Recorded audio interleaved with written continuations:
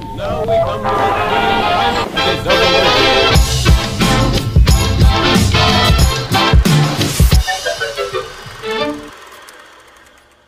Gawa tayo ng chicken sopas. Good morning mga kamamsi ko dyan. Meron tayo ditong 1/2 kilo na chicken breast. Lagyan natin ng konting tubig. Timplahan na natin ito. Lagyan natin ng 1 teaspoon na pamintang durog, seasoning, garlic powder,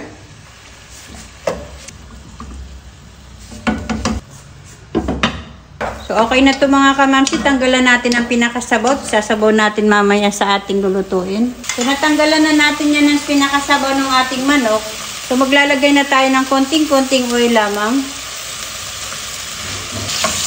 Then, gisa-gisahin natin yung ating manok para mag-golden brown siya. Ayan, golden brown na yung ating manok. Gagamit po ako ng chicken hotdog. Isang balot po yan. 250 grams. So, ilagay na natin. Then, ginayat ko lang siya ng into circle. Saka natin prito-prituhin ng bahagya lamang. Mapupulahin lang natin yan lahat mga kamamsi. So, medyo golden brown na to. So, isutay na natin yung ating ibang mga sangkap. Lagay na natin yung kalahati ng buo ng garlic. Sibuyas. Isang sibuyas. Then, igisa-gisa lang natin yan dyan. Para tipid hugas yung baga. Dyan yun na rin igisa lahat-lahat. Ganyan lang yan. O, sinong hindi relate dyan? Sa mga kamami ko dyan na tamad maghugas ng kaldero sa kapinggan. Ang dami kasi kapag marami kang gagamitin na kasangkapan, marami ka din hugasan. Eh, para makatipid ka sa tubig, tipid trabaho, tipid oras, eh di, dyan yun na ito tayo. Lagyan natin siya ng sibuyas daonan, yung pinakadulo. Then, asutay-sutay niya lang yan. Magtira kayo ng sibuyas daonan na para pang dating. Pagsama-samahin nyo na yan. Lagay na rin natin yung regular size na carrots na ginayat-gayat ko into strips. At syempre, lagay na rin natin yung 2 bell pepper. Murang bell pepper ngayon mga kamamsi, huwag kayong mag-alala. 40 pesos per kilo yan ng bell pepper dito sa amin. Lalagyan na rin natin yan ng pampalasa syempre. Maglalagay ako ng patis, seasoning, pamintang durog, garlic powder. Magbudbud na naman tayo ng sibuyas daonan. Saka natin yan halu-haluin. So, okay na yan. Ilagay na natin yung kalahating repolyo. Halu-haluin natin yan. And then, wag nating i-overcook. Tanggalin na natin.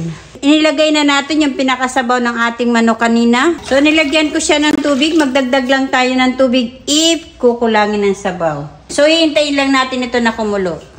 Then, maglalagay ako ng isang chicken cubes bago natin yan makalimutan. So, ayan, kumukulo na yung ating pinakasabaw. Ilagay na natin yung ating 200 grams na elbow macaroni. Actually, nakagawa na ako nito eh. Siyempre, uulamin ko. I-upload ko sa inyo.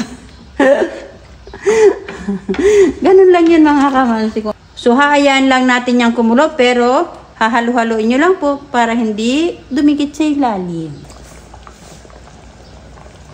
So, ilagay na natin yung ating pinakagulay niya. Ayan. Ating ginisa kanina. Tinanggal ko para hindi siya ma-overcook. Ilalagay ko na yung ating sibuyas dahunan. Hinain na natin ang ating apoy. Then, ilagay na natin yung 370 ml na evaporated milk. Huwag nyo pong pakalakasan yung apoy mga kamamsi kapag ilalagay nyo na yung evaporated milk para maiwasan na magbuo-buo ito. Saka natin haluin. If nakukulangan po kayo ng sabaw, mainit na tubig po ang idadagdag ninyo. Hihintayin ko lang po siya na medyo kumulo and then tatanggalin na natin kasi tamang-tama na yung lasa niya.